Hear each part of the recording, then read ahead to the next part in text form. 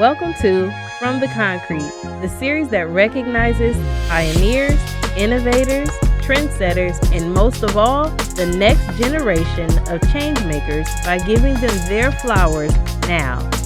I'm your host, Brianna Elmore. Today we have another amazing guest, Mr. Warren Hutcherson. How are you? I'm good. Thank you, Brianna. How are you? I'm doing well. I'm so great. excited to have you here. Thank you so much. I'm happy to be here. Yeah, thank you. But before we get into this episode, which I cannot wait to get to, we must read this bio. Oh, no. Oh, yeah. So we're going to read it here. Comedian, producer, and television writer Warren Hutcherson is the man behind most of our favorite sitcoms. Hutcherson became hot on the scene as a stand-up comic, appearing on iconic stages like Def Comedy Jam, and earned primetime Emmy nominations for outstanding individual achievement in writing in a variety or music program, which he shared with the Saturday Night Live writing team. Soon after, he began writing for Living Single, Parenthood, Moesha, The Bernie Mac Show, Just Jordan, and created his own sitcom for NBC, Built to Last. Hutcherson served as writer and consulting producer on the Emmy-nominated series Everybody Hates Chris, and in 2019 became the executive producer of Raven's Home and the EP on the hit series Family Reunion. Warren, Yes, ma'am. you are just so humble for this type of behavior to be going on in this type of bio.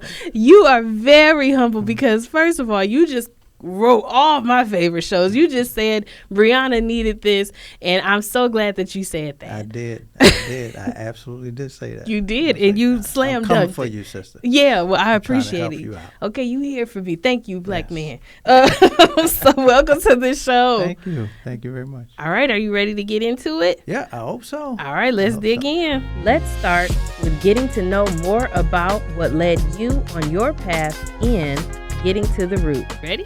Yes, ma'am. All right. So to get started, we're going to put these gloves on. All right, with the gloves. So let's start from the beginning. Yes, ma'am. You're from Baltimore. I am indeed. And so how did the city of Baltimore influence your sense of humor and help you navigate such a rich career in comedy?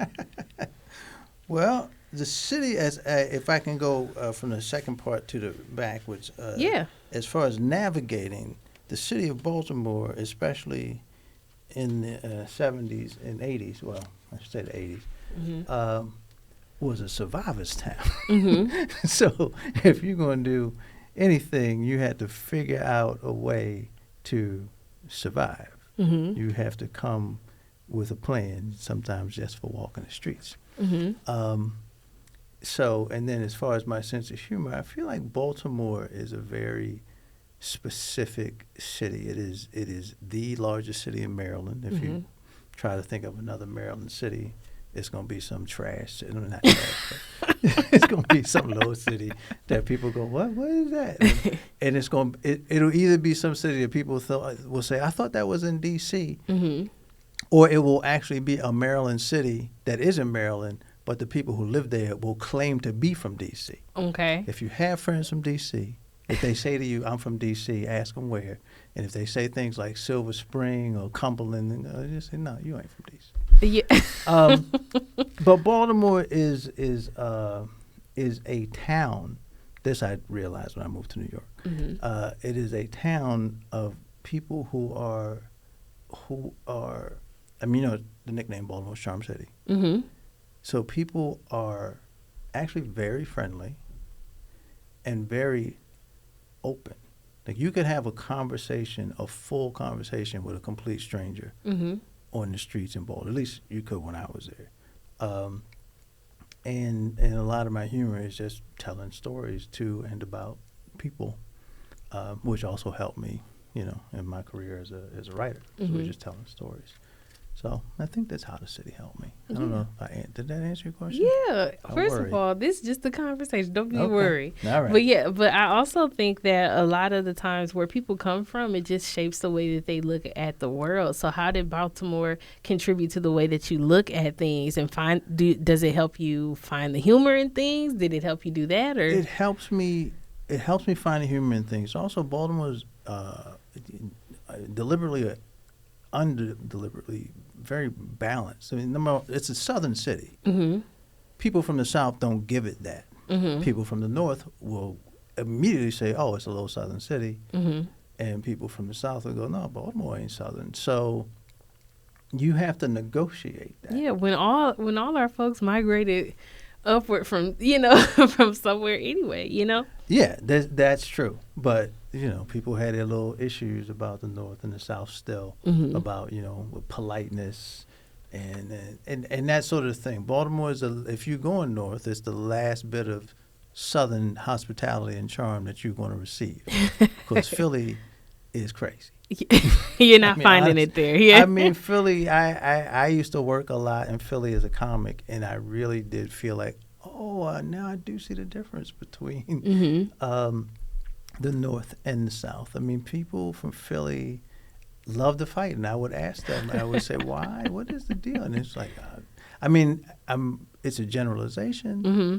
but I'll put it like this. Baltimore, even New York, number one sport for black kids mostly is basketball. Mm-hmm. Philly, number one sport is boxing. Oh, wow. They I love didn't to realize fight. that. But yeah, I mean, well, you got Rocky and all that like, if you think about it in that way, But that's why you did Rock. But Yeah. that's why he chose Philly. Yeah. It's Baltimore. There's a lot of balance to Baltimore, and even like in my intro, and I appreciate it. I used to like the fact that when I would do my act, comedy wise, Mm-hmm. I did the same act. It's 80% the same act on Def Jam as I did when I did the Tonight Show. Mm-hmm. Because I wasn't worried. And one person even came to me and said, "Why are you going to stand on the Tonight Show talking about black people and bad hair? They don't understand that." I was like, well, they should. Somebody will get it. I'm talking about my experience. And it's like I'm talking to who I'm talking to. Who I'm talking to understand what I'm saying. And who I don't, Yeah. I'm not worried about. Yeah. And I feel like that's a very Baltimore attitude. It's like, Yeah. I'm not going out of my way to be somebody you can relate to, but I am not going out of my way to make you feel unappreciated. Yeah. So It's just like you being authentic, and I think that that's something that the city of Baltimore does really well. It builds people that can cultivate a whole culture. You know what I mean? Because it's like, if it's a Baltimore thing, it's a thing. You know what I mean? Absolutely. And so you got to take that tenacity out into what you do. And I think that, listen, y'all heard the bio. I think you've done just that. Thank you so much. All right, we're going to start planning. Okay. So we're going to put half the dirt in here. All right. So, many comics describe writing on Saturday Night Live as an instrumental part in their TV writing journeys. Mm-hmm. Did writing on SNL what did it teach you about writing for scripted TV? Especially because I know it's a different type of machine at SNL versus other places. So, what did it teach you? SNL, I mean, we're being real here. We're being candid. We're being Baltimore. Yep. I don't think you know any other way to be, right? I don't. I mean, I try, and I get in trouble. Oh, I'm sorry. I didn't know we had instruments. Just a little tool to play around with. It don't hurt nothing. Okay, so SNL is two things. I mean, obviously, it's usually it's very well done. Mm-hmm. That's why it's still around. It's on its 50th year. Yeah. And I would say this, for everything that we just said, for me talking about Baltimore, I would call attention to the fact that I'm not a believer in like some of these generational titles up until I feel like Generation X is probably the most appropriate, and then the ones after that real. I just think Generation X starts in the wrong time. And what I mean by that is, if you pay attention to those, like they say people born in from 1920 to something else, that's the greatest generation. If you go by the millennials, the millennials that they have. And yeah, ain't no black people in the United States in the 1920s. He'll say that was great at all. This is a great generation.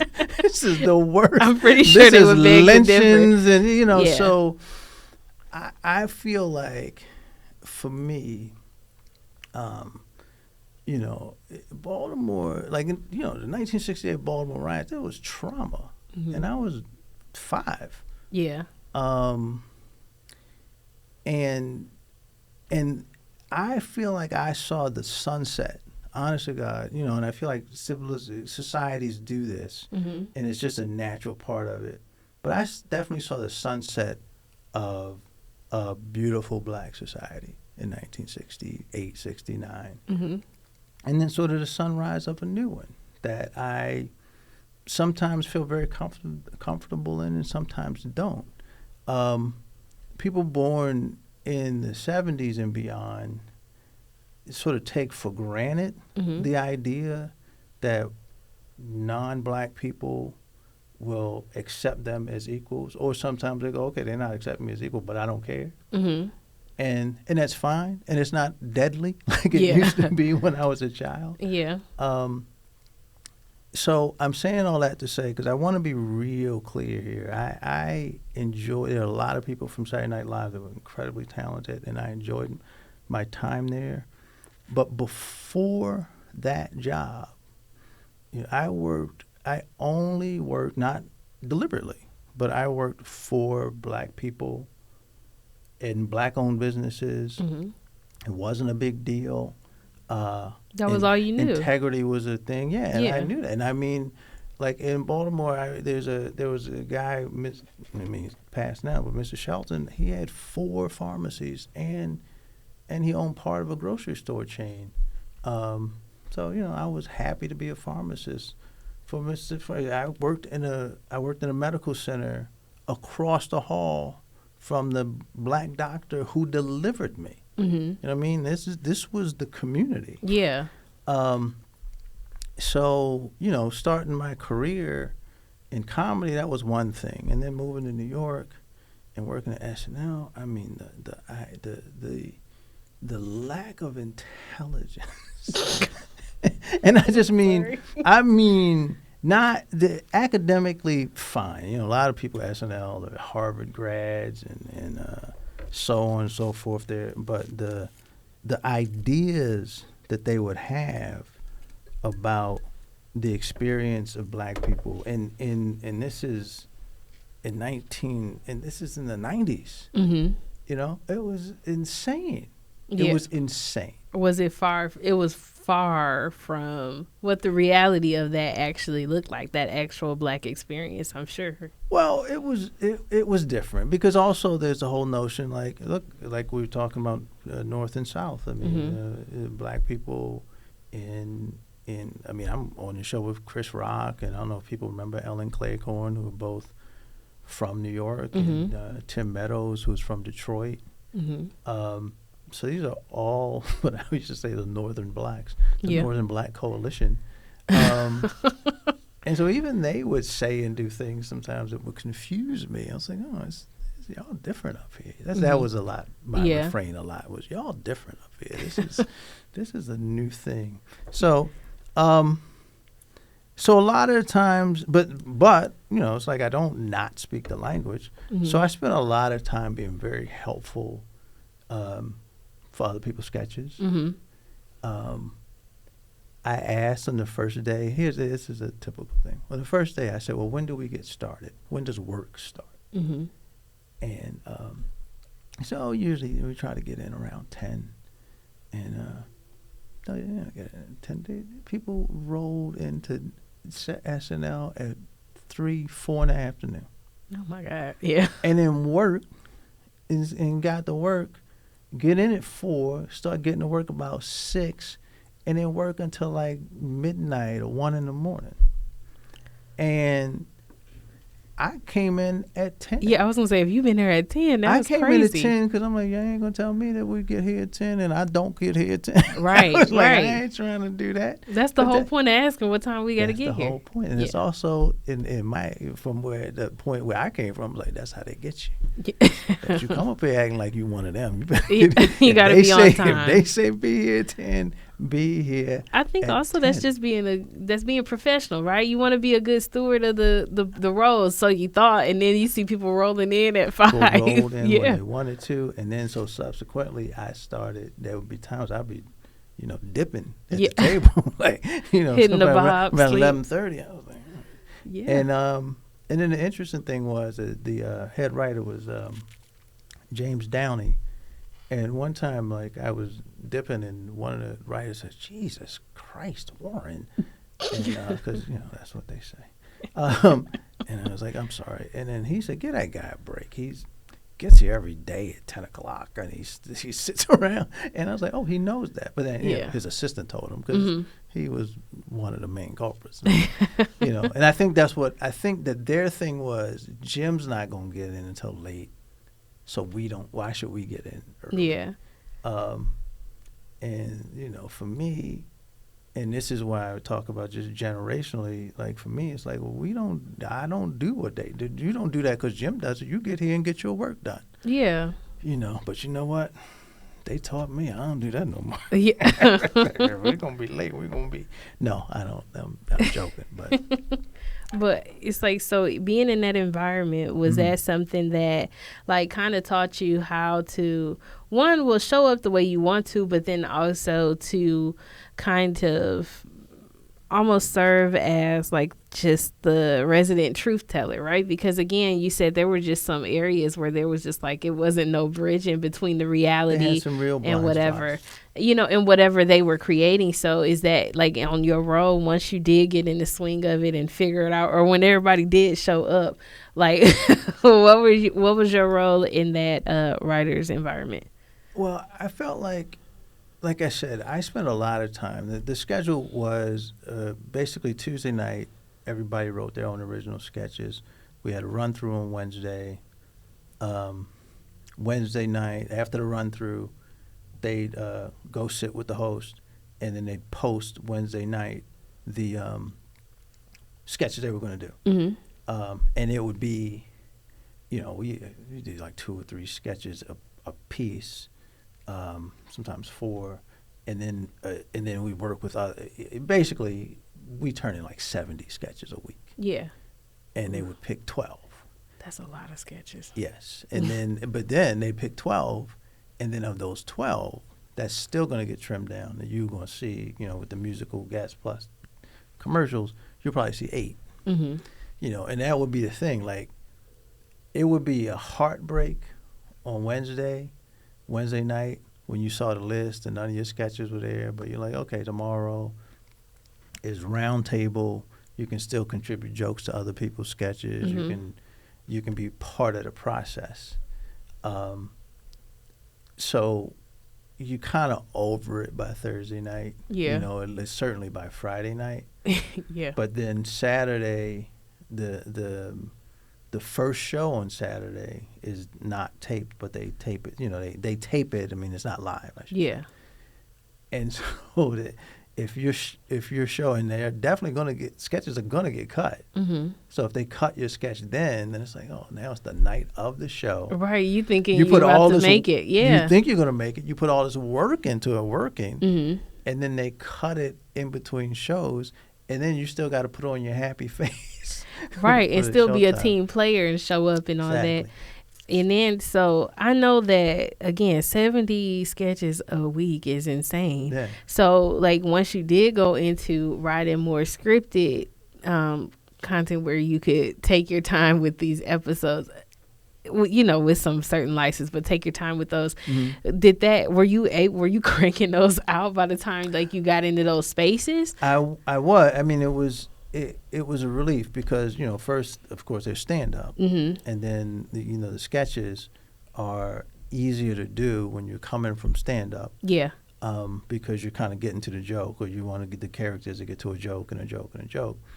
With the scripted things, there's a story you're telling. Mm-hmm. And then even sometimes, this would be a big mistake, there would be people I see who would, they'd say, oh, I got this great joke, and they would want the joke to be in the script, but the joke either hurts the story or it hurts the character. Yeah. And it's like, this is supposed to be the, like, for example, Moesha, right? So she's got to, like, this is our main character. We can't put her in too poor of a light, but we can't put her in too good of a light. We have to make it realistic. But if you do this joke, she's going to be, villain now, She can't make a joke like that. And that's exactly it. Yeah, you have different characters, and there's different pressures for it. Like, that comes from the writer's room. Mm-hmm. That comes from sometimes the network. I mean, when I was doing Bernie Mac, the network was trying to get some kind of contract with Marshalls. Mm-hmm. And they were like, can you somehow have in an episode something happen, Bernie get some clothes from Marshalls? Mm-hmm. I was like, Bernie Mac don't shop at no damn Marshalls. Are you serious? And it's like, that's not realistic for the world that y'all created too. Not realistic, but then we said, okay, well, we're team players. Mm-hmm.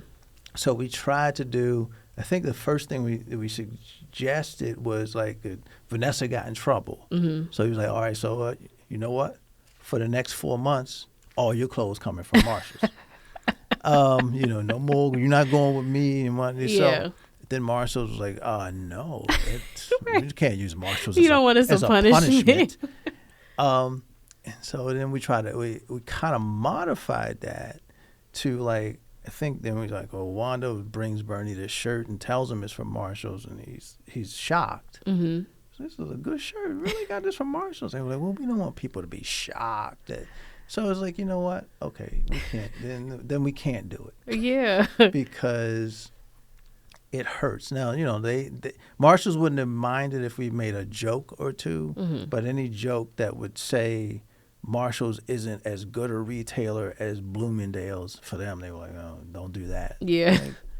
It's like, I get it, but also it's just like you trying to make this fit into this world and this, for this cast and everything. Yeah, and also get over yourself. Yeah. Because when I was young, there used to be, there probably still is, there's a car rental company called Avis. Yeah, Does it still exist? Yeah. Well, Avis used to have, I still remember it now, and their ads, because Hertz was always the number one car rental company, mm-hmm. and Avis's ads used to be, we're number 2, so we try harder. Yeah. Which is them saying, you know what, we know what our place is. But at the same time, we're not trying to act like we a real competition for them, but we do the car thing too. Yeah, So I thought that was genius mm-hmm. on Avis's part, and I wish more places would do that. But there's always the doing. To get back to your question, mm-hmm. doing it as a remembering what the story is and who the characters are. Mm-hmm. But it was also like a nice challenge. Yeah. It wasn't like, if you're doing sketches, well, you created a whole group of characters for 3 minutes that could do whatever you wanted them to do. Yeah. But if people are coming back to this show week after week, then, your audience would be like, why? When did she start acting like that? Or why is that? And this don't even make, it's like they just threw that out there, you know. Exactly. You don't want it to be, especially like with black sitcoms, right? Because it's like the black audience, we pay attention because, one, we want the authenticity of mm-hmm. the story to make sense, right?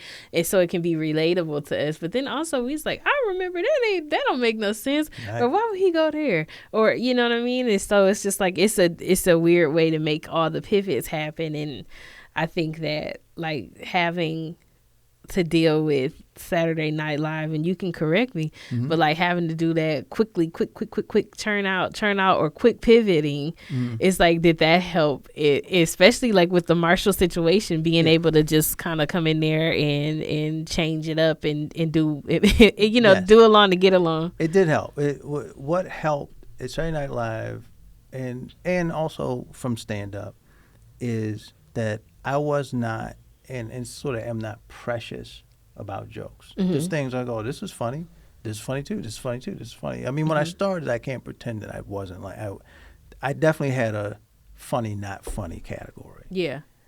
Then I developed a not funny for me, but fine for you category. So leaving SNL because like that's what I said about sketches. That's the sketch part of it. The other part of it is the news. And this, I mean, now I'm sure it's totally different with computers and the internet and everything. But back then, we had to get to work early, 7 o'clock on Saturday morning, and go into a room where there was a stack of newspapers, like 2 or 3 different newspapers from different major cities around the country, and read the news. And there was a stack of pictures. We had to come up with jokes about news stories and maybe even just a funny thing about a picture, how somebody looked or something about a picture. So Saturday morning started with, I mean, it was the update breakfast is what they called it, because breakfast was there for you, and then you just had to sit and read the paper looking for funny stories, funny jokes, anything, because they wanted the news to really seem like a nightly newscast. Yeah. So those types of things made it easy for me when I got into the story world.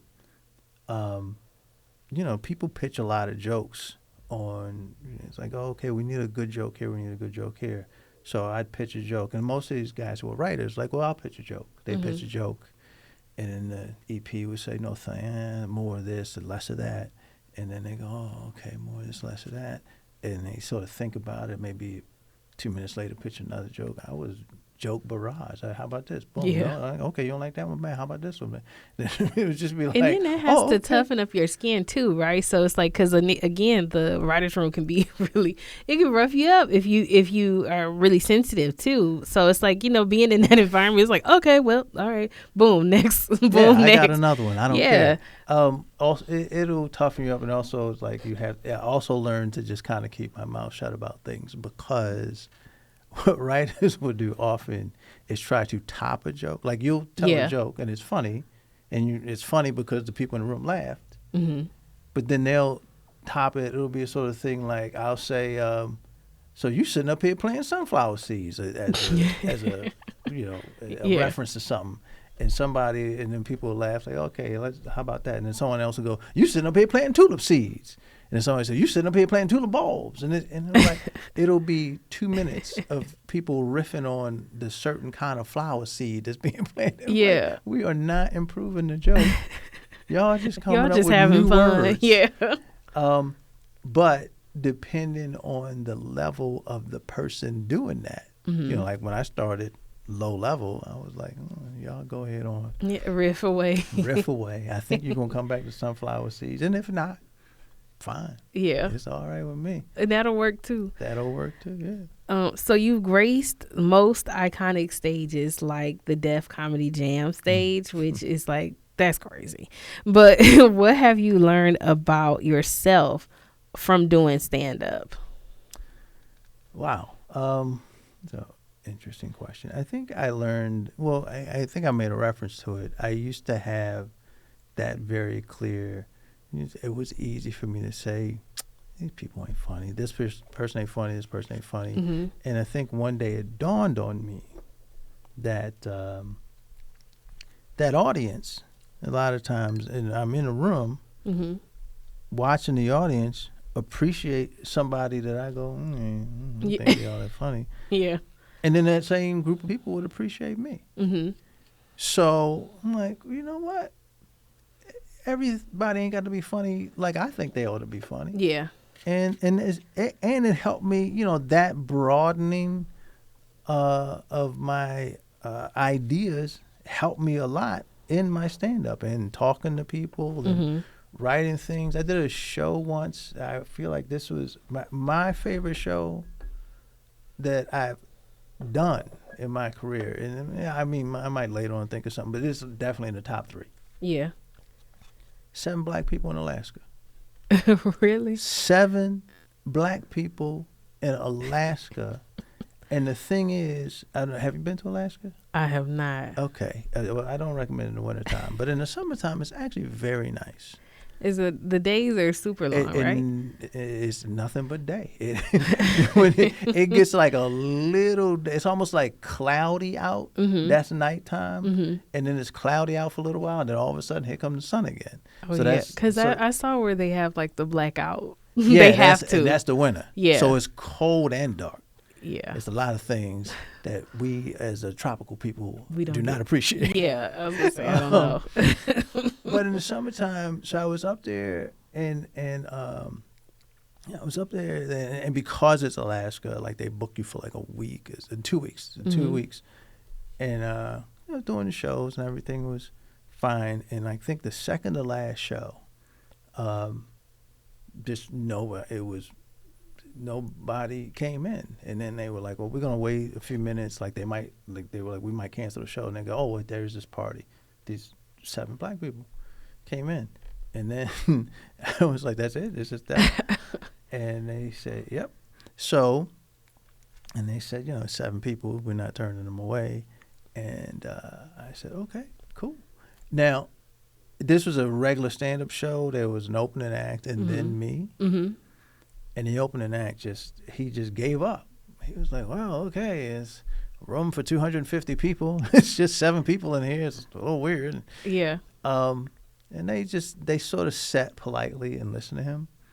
And then when I got up, I talked to them and I asked them what happened. And they said, "Well, this was the day that we could all get together because we came to see you." Mm-hmm. And I was like, "Oh, well, you gonna get a show then?" Yeah, I was like, "Well, we gonna rock." Yeah. And I did. We were in a very conversational place, so I'm doing my act kind of more as a conversation. Mm-hmm. And then also there was a bachelorette party, and then this place was in the club was in a hotel, and there's a bachelorette party in another room in the hotel, and they decided, let's go to the bar. But they didn't know it was a comedy club. And then the owners were like, "Shoot, I only got 7 people in here. They can come in. If they're going to buy some drinks, they're going to come in." So they came in like it was all about them. So then I had to talk to them like, "Hey, we're doing a show over here." Yeah. And then I would talk to the black people like, that was us. And that was, so we were having our own, I was giving them a private show. Yeah. I was giving these people a show. And I was juggling those balls and not insulting anybody, and I was having a good time. Yeah, and just kind of doing the crowd work and Yeah, absolutely. So I think over time, just doing comedy helped me understand that as much as I feel like I knew it as a child and as a young adult, or as a younger person, that I'm part of a universal collective of just human beings, doing comedy and actually being out there with human beings, like solidified it. Now, you've done so much in your career, but we would love to know how you fill your own cup in, pour into yourself. All right? All righty, So man. I'm going to pour you up some tea as you spill a little tea also, okay? Spill a little tea. Yeah. So I should pour out some tea for the brothers who ain't here. Yeah, I mean, hey, if that's how you tea, that's how you tea. As a comedian, you often bring joy to others, but how do you fill your own cup? I have a family here in California. Been married almost 20 years. And I have 2 children, and I'm very concerned about the world and what they're going to make of it.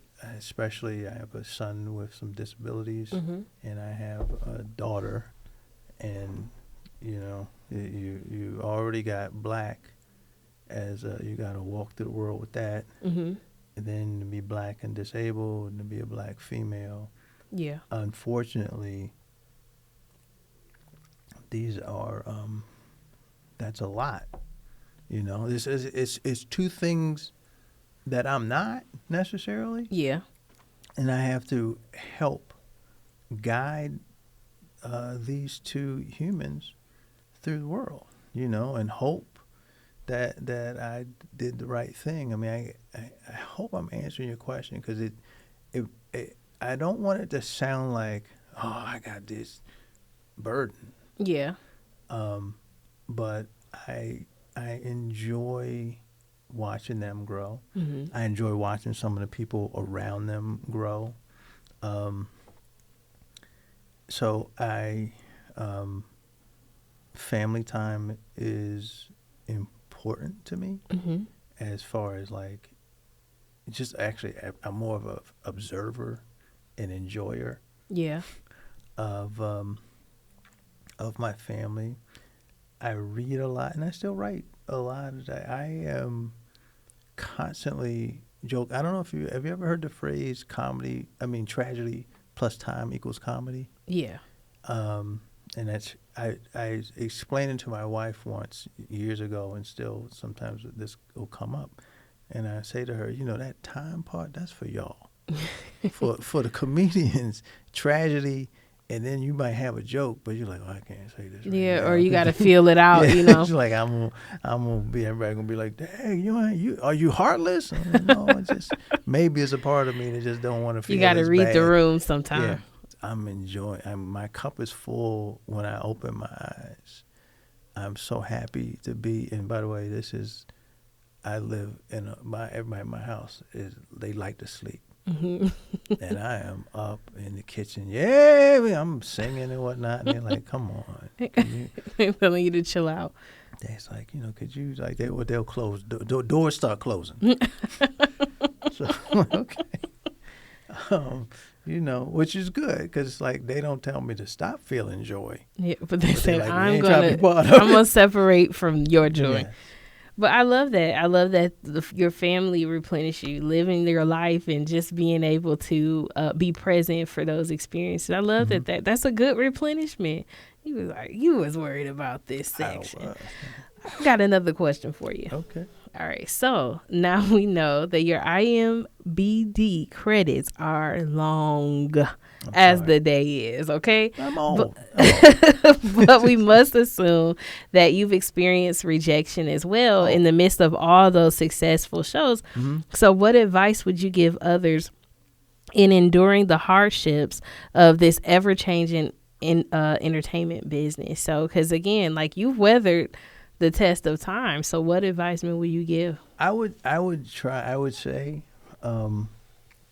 first of all, everybody's advice is as good as anything that you think. So it's not anything special. But I would say maybe lose the notion of hardships, because everything ain't for everybody. Yeah. And you might really, really, really, really want to do a thing. And that's cool. And so you put yourself out there, and then you don't get the thing. And yeah, you go ahead and feel bad about it because you wanted the thing and you didn't get it. But, that makes you like 8 billion other people. 8 billion other people wanted something and didn't get it. Nobody get every single thing that they want. And just, well, what's next? And what can I talk about from this? I like you said, there's plenty of shows I can tell you and things I can tell you that I didn't do, that I wanted to do. And then there's opportunities that I've had where as opposed to me doing a bad job, I had to say, you know what, this is not a good time for me. This is a bad idea for me to continue with this, or even to start with this. And sometimes you never know what the behind the scenes alignment is either. don't So know. it's always, sometimes it's like you just got to lean into what's going on. Let it happen. And then, but again, like you said, 8 billion people get rejections. But it speaks a lot to you, because not 8 million people say, all right, what's next, and keep going. So I think that you've done that. And again, your work and your legacy that you've created through the work that you do, it shows that, right? It shows that you're like, all right, well, we're going to go. And again, like, you see a lot of people who or in the entertainment industry, and they like, man, but yeah, I've done these, but I'm mourn the one show that you never seen, the one script you never read. That's what some people mourn, but it's like at the same time you got to keep it rolling because times change, things change, and even if it's a successful show, it could get could get the axe and be done, and then it's like, okay, we have to keep rolling. I mean, it's funny when you talk about the things I've done, and Moesha specifically. I do not run away from the fact that last year of Moesha, like that, I would be someplace where somebody would say, I would meet usually a young woman, and then she'll say, "Oh, you worked at Moesha? I used to love Moesha. That last season, I don't know what the hell happened. Miles is kidnapped, somebody pregnant, and Ray J is really the Frank's secret. They were, what is that?" Now, I can say, and that's all me. I'm 100% responsible for that because I was the man in charge. Mm-hmm. But I can tell you that the network had promised us that we were going to have another season, and that we had already mapped out the next season, a whole season, and we were like, okay, we're going to make this clear, and we're going to make this clear, and by the middle of next season, people will be like, okay, I can see, okay, these are real people. This is real stuff happening. And then Larry, I got a call from Larry Wilmore about Bernie Mac, and he sent me a script, and I was like, I would rather do this. And my agents lost their mind. They were like, what? It was like, you got a whole season of running a show. Mm-hmm.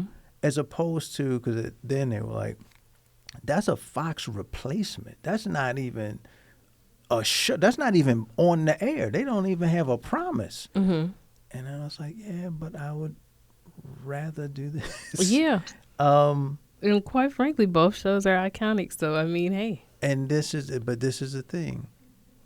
Then they quietly canceled Moesha. Before everything was, luckily I had already made the overtures and said I'm willing to move on to do the Bernie Mac show.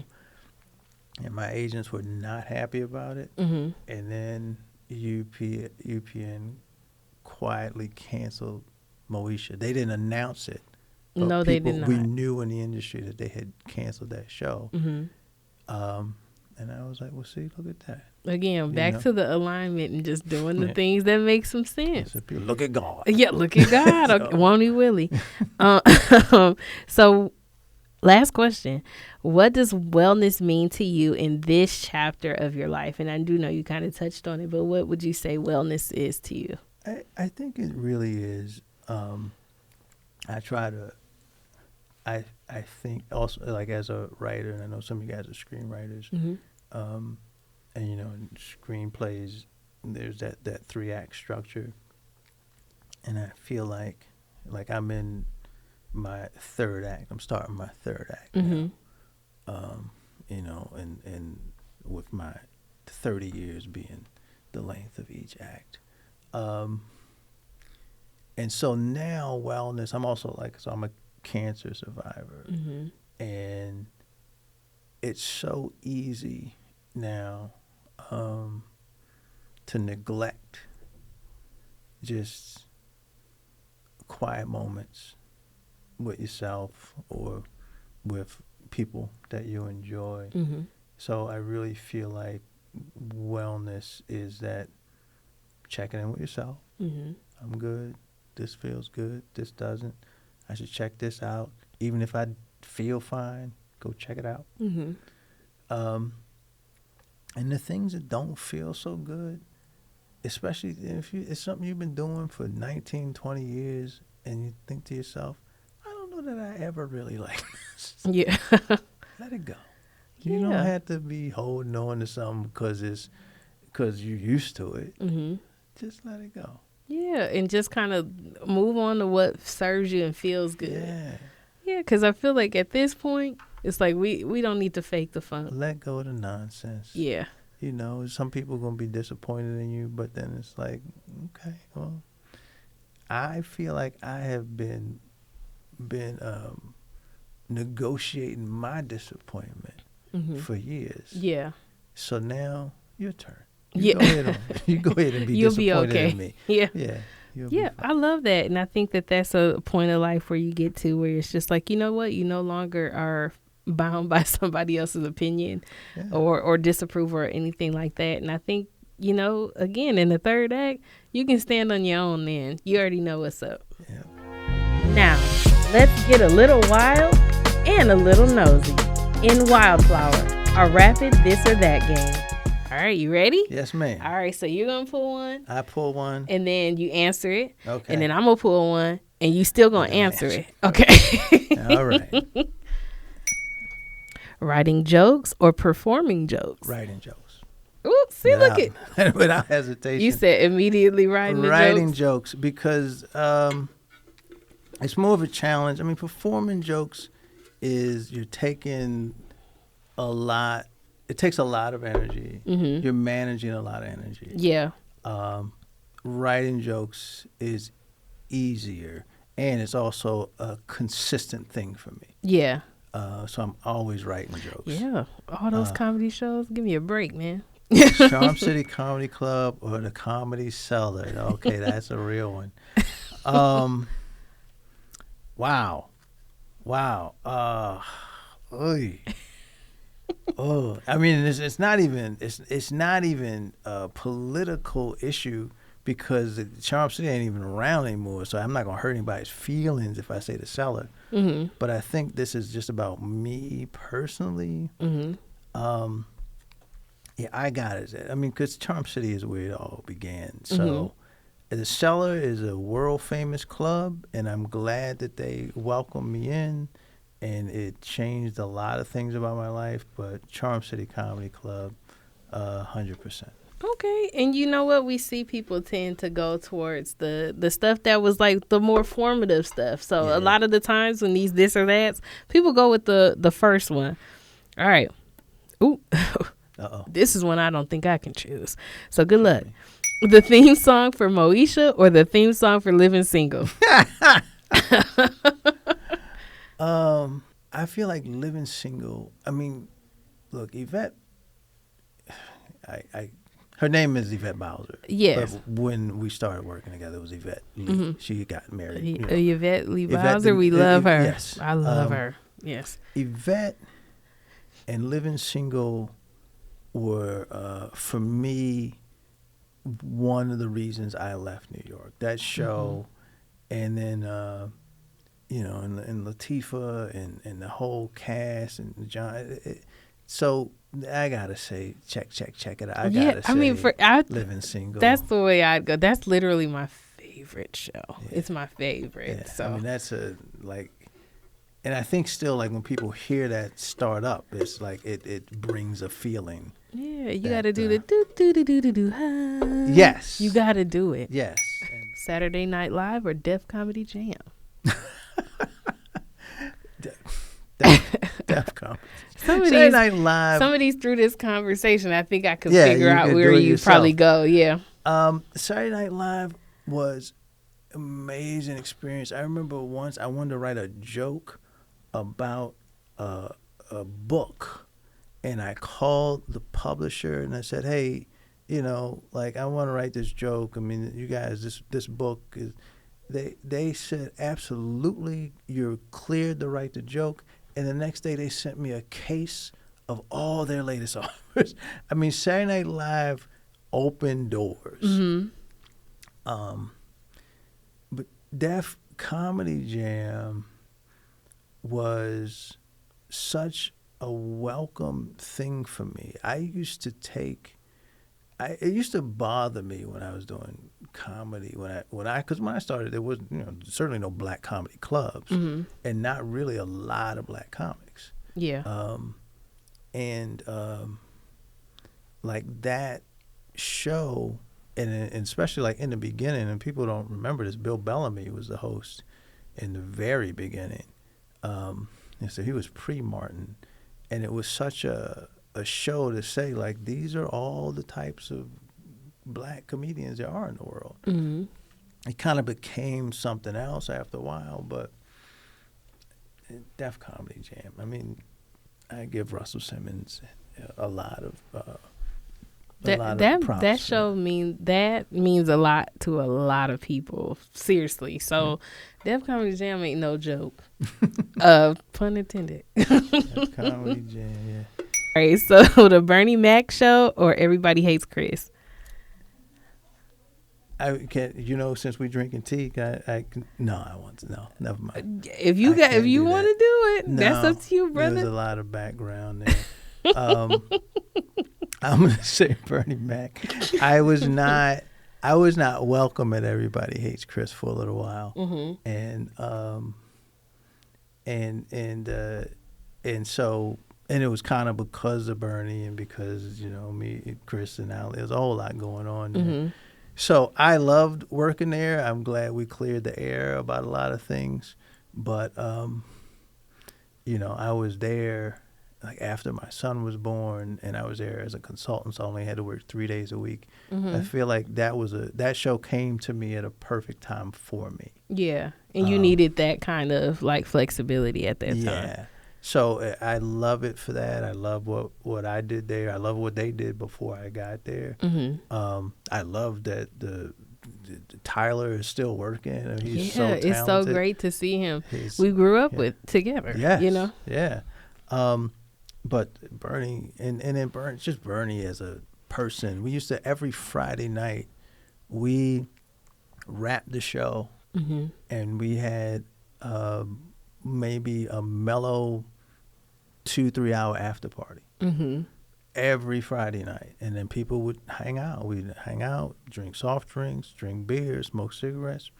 It was a real family show. It was like every Friday was a barbecue. And then you can feel that when you watch it too. You feel like we're all a part of it too. So we love Bernie Mac around here all the time. Yeah, it's like when you get Bernie, it's always Bernie. Bernie is to me beautiful. Yeah. God bless him. All righty. All right, last one.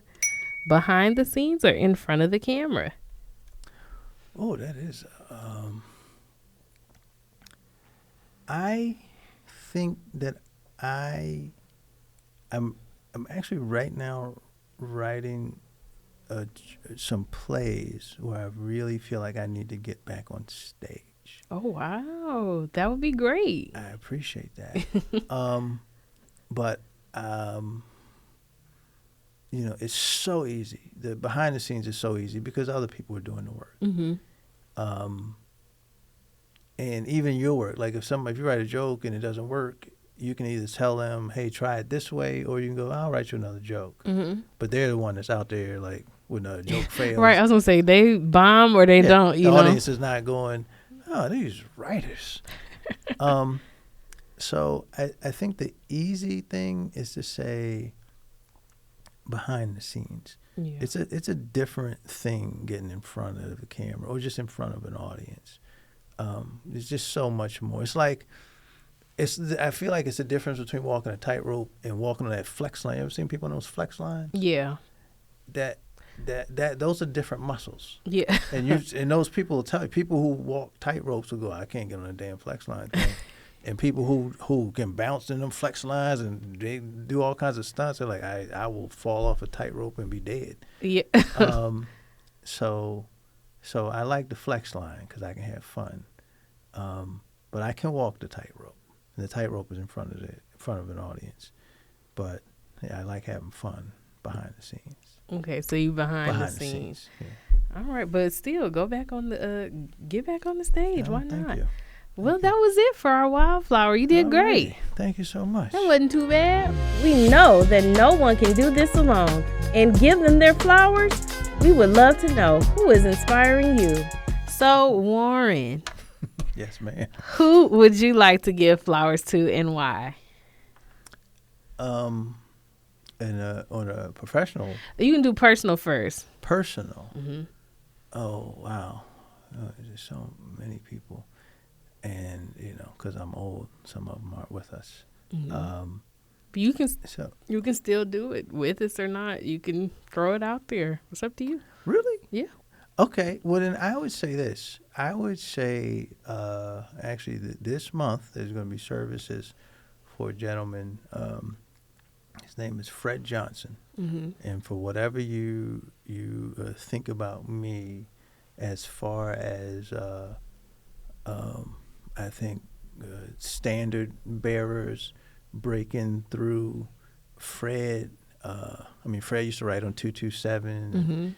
He wrote a movie, the Len Bias story. Len Bias was a basketball player, UMBC, died years ago, but a lot of people loved him. And Fred, I met Fred when I came out here. He wrote a freelance script for Living Single. Then I worked with him on Moesha. And at one point he was going to write. He's going to work. He was trying to get a job as a professor.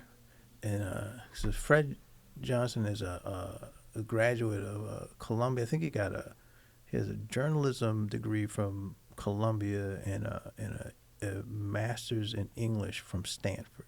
Oh wow! And these are the kinds of things. This is the EP team of Moesha. It's Fred Johnson, Columbia and Stanford, Jackie Edmonds, who is she's a Princeton undergrad. I don't know what. I think she did history, and she has a Harvard MBA. So you got Harvard and Princeton, Stanford and Columbia, and Walbrook High School. So but there was never a point. There's never a point with either one of them. But Fred specifically was very encouraging, very diplomatic, and very funny. Because with that trio, the three of us were EPs, but I was the final word. And I even said to him, it's kind of intimidating, the two of y'all with y'all degrees and everything. But he said, yeah, but we ain't got to deal with There's so many little things I had to constantly deal with. He said, no, we can get in our cars and go home. It's like, no, that's you're your good. job. You got it. So, yeah. And when my mom passed away last year, Fred, who was actually very ill, still called me up to say, hey, check in, tell me how he's doing, tell me how he felt, because he knew his journey was coming to an end. He was a major influence. Is a great person. That personal or professional? I forget. That's which personal. One. That was the personal one. But it's also Fred. Yeah, it's Fred, also professional too. But I would say on a professional level, I gotta give. I love Yvette, but honestly, Raven Simone. Listen, she is just like a powerhouse. Truly, she's been doing this forever. And she's so good. She's been doing it forever, and she's grown. And listen, there is I'm sure you know that the tonnage, the child star, the things that happen to young people in this industry is relentless and depressing. And that woman has made such a life for herself, and she's such a professional. And I think even earlier when I talked to you about sometimes I learned how to step away from things. We were working on a project last year, and I think there was a point where, like I said, my mom passed away.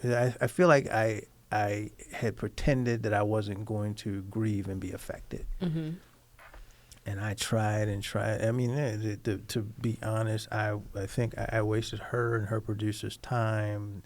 They would give me notes, and I would address them. I thought I was addressing them, but I think I was just and there was too much going on in my head. And I finally had to go, this is crazy what I'm doing. And she called me. She was so gracious, and she thanked me for my time. It was such that alone was amazing. But there's never been a moment with her. Look, there's probably a moment. It's like talking about your brothers and sisters. I'm sure when we're talking good, we're talking good. But so impressive. Yeah, I love So that. I personal. think that those are both two amazing people, like, to throw that out there because, again, legendary. Again, as you are. So I would expect nothing less. Thank you. Well, those were good picks. Thank you. So we would love to conclude this episode by giving you your flowers. Uh-oh. We literally have flowers for you. Oh, So here are your okay. flowers. my little While you can flowers. still smell them and enjoy them. Nice. And we also have a card here for you. Oh my gracious! So- Am I rattling this too close to the microphone? Sorry about You're that. good. So we are so inspired by you, your legacy, your work, your message, and how you rose from the concrete. Thank you so much, Warren, for being here. And we'll see you all on the next episode of From the Concrete. Thank you. Thank you.